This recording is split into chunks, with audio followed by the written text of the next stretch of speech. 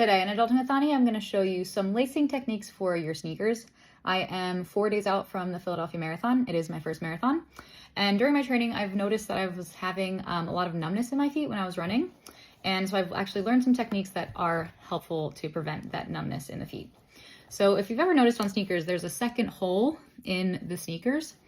And that hole is actually there for you to create a heel lock. So if you've ever noticed that the back of your heel is like slipping up when you're running, or even the front of your foot is kind of sliding forward and rubbing into the front of the shoe, you can actually create a heel lock with the laces to prevent your foot from slipping up. So all you have to do is you take the laces and you put it through that second hole, but leave a little loop on the end of it. You're gonna do the same thing on the other side. You're gonna put it right through the second hole, but leave a little bit of a loop. So then what you're gonna do, you're gonna take the laces and you're gonna cross them through that loop. You're gonna take the other one, cross it through the other loop, and then you're gonna pull it tight. And as you can see, it's actually creating a nice closure around the heel.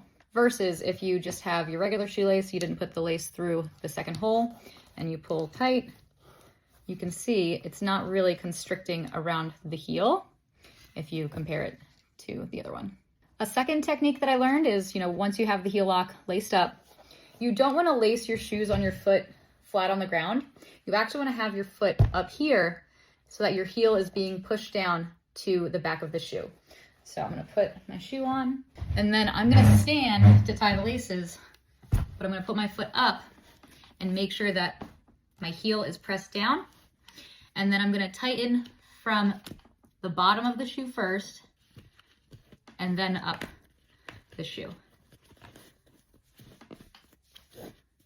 And then you don't want the tops to be too tight because that'll also cause some numbness. So just lace them up at the top here. Simple as that. If anyone has any other tips or tricks for me for running my first marathon, please let me know.